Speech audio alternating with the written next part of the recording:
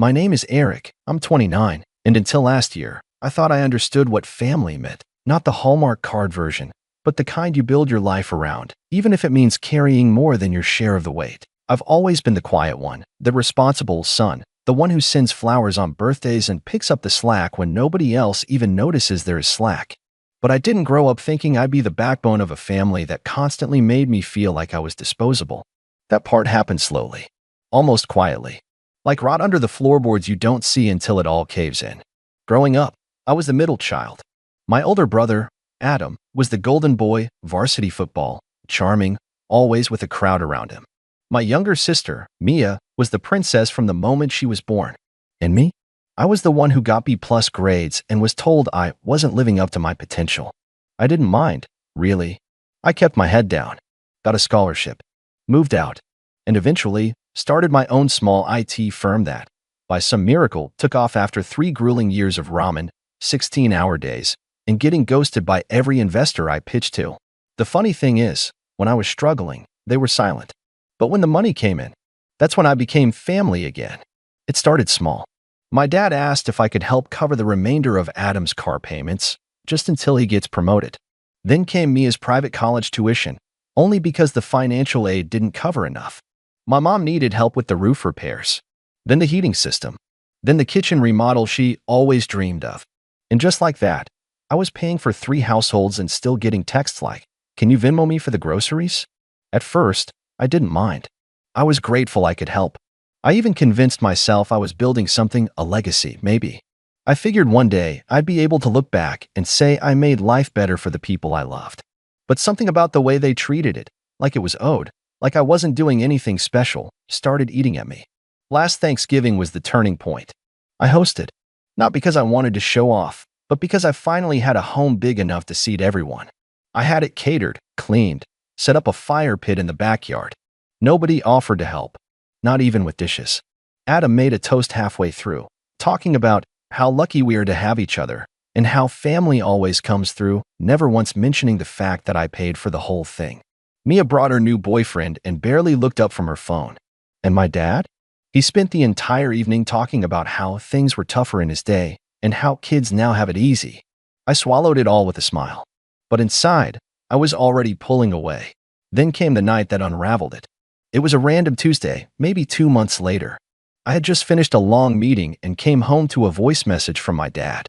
His voice was clipped, tired, and sharp in the way only dads know how to be. He said, "All you do is take. You've never given this family anything worth remembering. If you had any pride, you'd stop acting like we owe you something and just leave." It stunned me. For a second, I thought I misheard it. So I played it again. "All you do is take." I didn't yell. I didn't call back. I just stared at the message for a while, then walked over to the window and looked out at the city lights I used to love. Something inside me gave out quietly, like an old hinge snapping under weight. I packed a bag that night and left. No dramatic goodbye. No announcement. I even let my assistant know to pause all outgoing payments tied to family accounts. Just a clean, silent break. 3 days went by. Then a week. Radio silence. No one called. No one texted. It took them almost a full month to notice. Mia was the first. She called me late one Friday night, her voice shaky. "Eric, hey, I just logged into the school portal and my tuition didn't go through this month. Did something happen with the account?" I could hear the panic she was trying to smother. That fake casual tone you use when you're trying not to sound desperate. I replied with just one text. Thought I never gave this family anything. No follow-up. No explanation. Just that. She didn't respond. But within the hour, I had 4 missed calls from my mom, 2 from Adam, and 1 from a number I didn't recognize. The voicemail from my dad? Hilarious in a dark way. "Eric, we need to talk. Whatever this little stunt is, it's not funny. Your sister's future is on the line. No apology. Just demands. Just that same old tone that said you owe us." That weekend, I flew to Denver. I'd never been, but I needed somewhere far enough to feel like I'd escaped orbit. I stayed in a small Airbnb overlooking the mountains. Slept better than I had in years. And for the first time in a long time, I didn't check my email. I didn't open any messages. I let the world spin without me. And back home? That's where it all started falling apart. Mia's school sent a notice of pending withdrawal due to non-payment. Adam's car, still unpaid, was repossessed. My parents' mortgage payment bounced. And just like that, the foundation they built on my silence cracked wide open. They started reaching out to extended family, telling their version of events, how I cut them off out of nowhere and abandoned my responsibilities. But the thing is, you can't rewrite a story when too many people already know the truth. And a few of my cousins? They knew. They'd seen the pattern for years. I got a message from one of them, Emma, my mom's niece. She said, "I've always admired how patient you are, but I'm glad you finally stopped being their safety net." That message hit harder than I expected. Because the truth is, I didn't want revenge. I wanted peace. But once you take away the thing they use to control you, once they realize they need you more than you ever needed them, that's when the real unraveling begins. I spent a week in Denver, mostly doing nothing. I'd walk to a little coffee shop near the Airbnb every morning, journal for a bit, then wander around downtown just to remind myself what uninterrupted silence felt like. No buzzing phone, no obligation, no one asking, "Can you just do me one more favor?"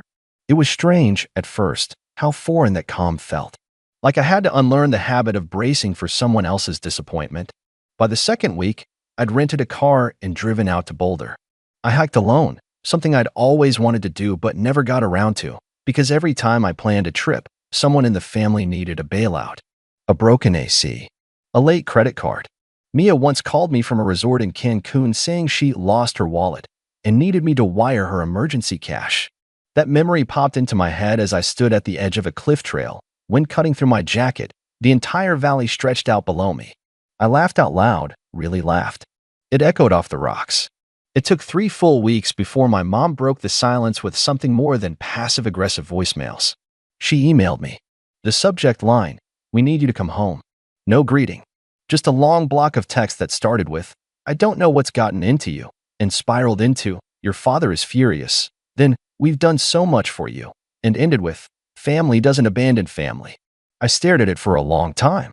Family doesn't abandon family. Except they did. Every time they made me feel like a debit card with a heartbeat. Every birthday they forgot. Every time they took money from me without a thank you. Every holiday where I sat in the background while Adam gave his speeches and Mia got showered in gifts. They didn't call it abandonment. They called it tradition. I didn't reply. Instead, I forwarded the email to my lawyer, Daniel, who'd helped me set up a trust fund years ago.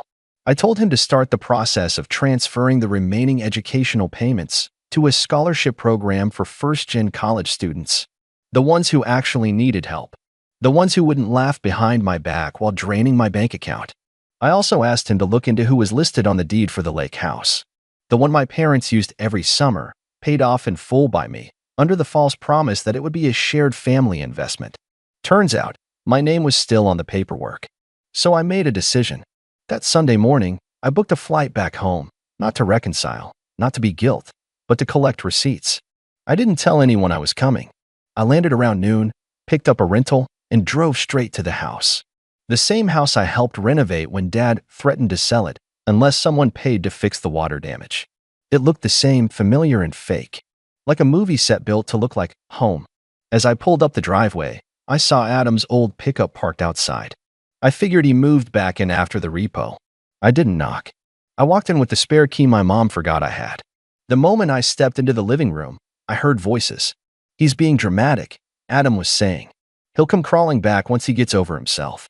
Mia's voice followed, quieter. "I just don't get why he's doing this. I mean, it's not that much money to him, is it?" My dad grumbled something I couldn't quite make out. Then, loud and clear, "Eric's always been the weakest. Hiding behind his computer. Acting like money makes him special."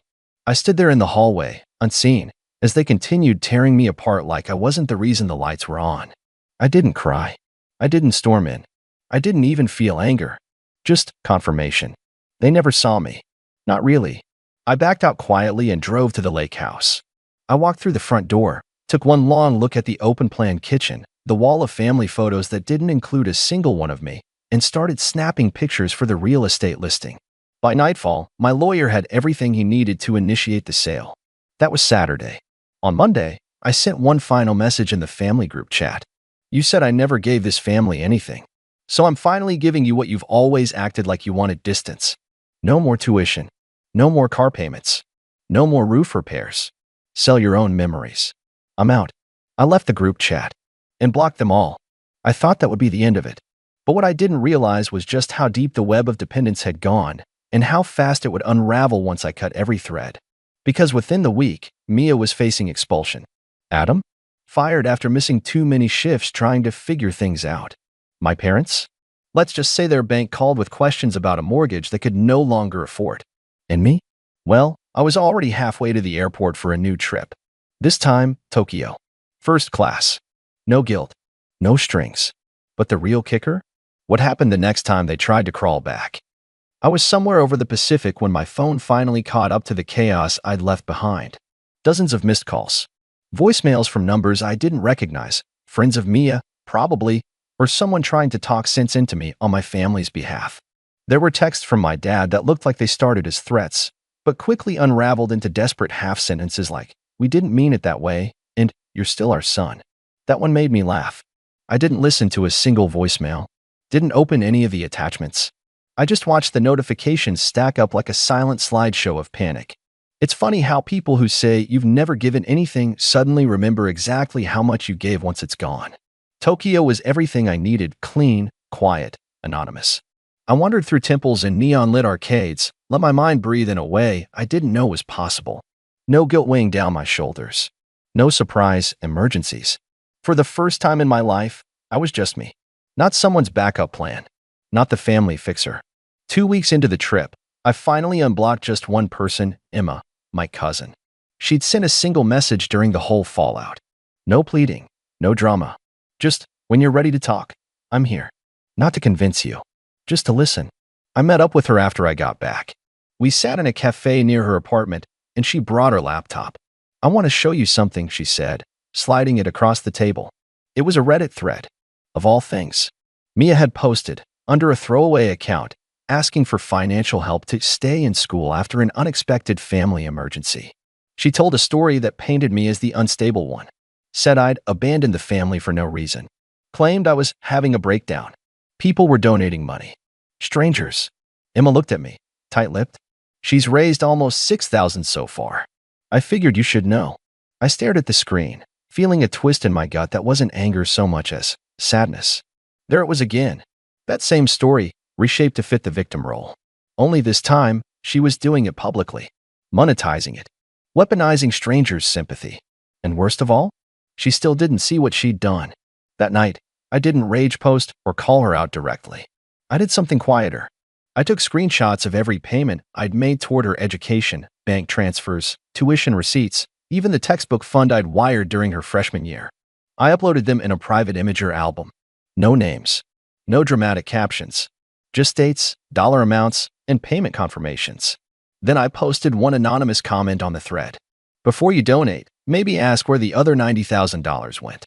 Some people forget who helped them when the help stops. It didn't go viral. It didn't need to. But within 24 hours, her post was removed by moderators for suspicious activity, and the comments turned. That was the first real consequence any of them faced. The second came a week later when I received a certified letter at my office. It was from my dad, not handwritten, typed like some legal notice.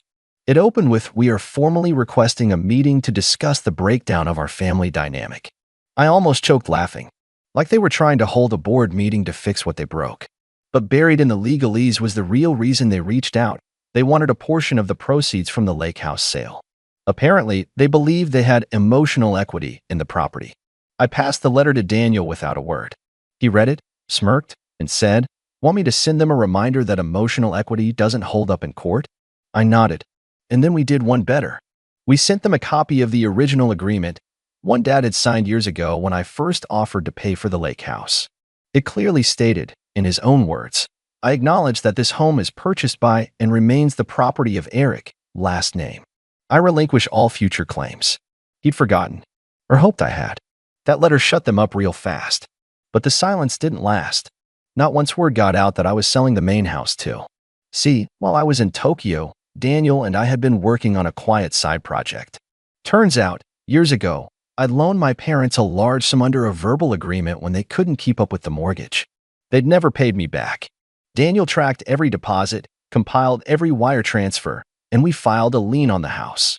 They now owed me well over $80,000, which meant I could legally force a sale. Emma called me that night. Eric, they're panicking. Your mom called mine in tears. Your dad's threatening to go on social media. I sighed. Let him. I've got receipts. Let's see who wins that PR war. But what I didn't tell her, that I wasn't doing this for revenge anymore. I was doing it for closure. Because what none of them realized was that I had given them everything, my time, my savings, my loyalty, and they mistook it all for weakness. They thought I was a faucet they could twist on whenever they were thirsty. And now they were learning what thirst really feels like. And yet, the most satisfying moment hadn't even come yet. Because the day the house went up for auction, I walked through the front door one last time. I parked across the street the morning of the auction. The air had that sharp, stale chill that always hung over our neighborhood in the early fall. I sat in the car for a minute, just watching. It was surreal seeing the home I grew up in, this place that had absorbed so much history, joy, bitterness, now with a small white sign staked in the front lawn. Notice of foreclosure. Auction today. No trespassing. I got out, hands in my pockets, walking slowly toward the house. The door was already open. Daniel was inside, speaking with the auction rep, a middle-aged woman with a clipboard and a no-nonsense look. He nodded when he saw me. You don't have to be here for this, he said, gently. I want to be. And I did. Not for vengeance. Not for the spectacle. But because this moment deserved a witness, someone to see it, feel it, and make sure it didn't just slip by like everything else I'd swallowed over the years.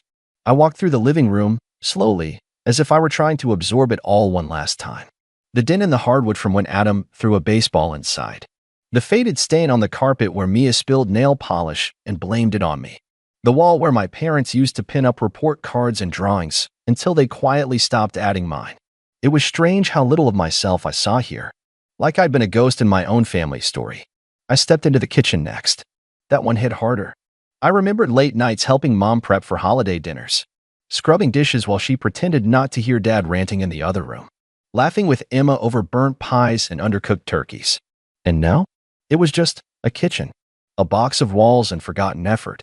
There was a photo still on the counter, one of the entire family, taken 2 Christmases ago at my expense. I remembered paying the photographer's deposit, the matching outfits they insisted on, and how they cropped me out when they posted it online. I picked up the photo, looked at it for a long moment, then turned it face down. By noon, a few cars had started to arrive. A couple of serious bidders, some curious neighbors. And then, finally, my family. They pulled up in Dad's old Chevy, all packed in like some twisted family road trip. Mia got out first. Her face was blotchy, red-rimmed eyes behind oversized sunglasses. Adam followed, scowling, clearly here just to play enforcer. And then my parents. Mom looked worn down, 10 years older than the last time I'd seen her. Dad, well, he still walked like he thought he owned the ground. He spotted me instantly. Eric, he called out, voice low and bristling. We need to talk. Now. I didn't move. He strode up, Adam a step behind him like a shadow. You're really doing this? Dad said. You're going to humiliate your own family? Over what, exactly? Some perceived slight. I looked him in the eye for the first time in years. It's not a slight, I said calmly. It's a pattern. And it ends today. You ungrateful little, he started. But I raised a hand. Don't. Just don't. Mia joined them now, her voice cracking. I'm going to lose my scholarship because of this. I had to drop 2 classes already. Why are you doing this to us? I turned to her. I paid for your first 3 years. Every tuition bill. Every textbook. You never said thank you. Not once. Instead, you let them convince you I was the problem. I didn't, she started. You posted online that I was unstable, I said, pulling out my phone. You lied to strangers for money. And now you want sympathy? Her face crumpled. Mom finally spoke. Her voice was hoarse. We're a family, Eric. Families don't do this to each other. No, I said. Families don't take like this. You took everything, my time, my money, my trust. And when I stopped giving, you called me selfish. The auctioneer's voice rang out then, sharp and professional. We'll begin the auction in 5 minutes. Dad looked around, suddenly less sure of himself. You can't do this. You wouldn't even have this house if it weren't for us. You're right, I said. So I'm taking it back. They stood there, rooted to the driveway, helpless for the first time in years. And I walked away. The house sold within the hour. A retired couple from out of town, looking for a place near their grandkids. They paid in full. I signed the paperwork, handed Daniel the keys, and never looked back. 3 weeks later, the moving truck arrived. My parents tried to fight it, claimed they had rights, but the court order was clear. They had 30 days from the date of the sale. No exceptions. They didn't even pack everything. Just grabbed what they could and left the rest in piles. Years of clutter. Boxes of old trophies, broken appliances, forgotten memories. One of the movers found a journal of mine tucked in a box labeled junk. It was from high school. I flipped through it. Every page was full of goals: get into college, start a business, buy a house, take care of my family. Funny how none of those dreams ended the way I thought they would. I donated the furniture, trashed the rest. Emma helped me close out the estate. She was the only one who stayed neutral through it all and the only one I trusted. When it was over, she hugged me for a long time. "You did the right thing," she whispered, "even if it doesn't feel like it yet." And she was right. It didn't feel good, not in the traditional sense. There was no soaring victory, no final confrontation with slow clapping applause. Just silence. A sharp, echoing silence that slowly gave way to peace. I moved shortly after that. Bought a loft in a different city. Smaller. Simpler. But mine. No secret bills. No guilt. The calls eventually stopped. The emails dried up. And over time, even the bitterness faded. I didn't hate them. I just disconnected. Like finally cutting the last thread of a frayed rope that had been dragging me underwater for years. One night, I sat out on my balcony, sipping tea, watching the lights flicker in the building across the street. I thought about that last Thanksgiving. About the toast Adam made. About the way they all smiled like they were in a commercial, completely unaware that the glue holding them together was cracking. And I realized something. They were never really a family. They were a system. A system that only worked as long as I stayed silent, stayed useful, stayed small. And now? Now they had to learn how to stand without me. I got a message a few months later. An email. From Mia. I don't expect a response. I just wanted to say, "I get it now. And I'm sorry." I read it twice. Then once more. And then I archived it. Not out of spite, but because I no longer needed closure from them. I already had it from myself. And for the first time in my life, that was enough.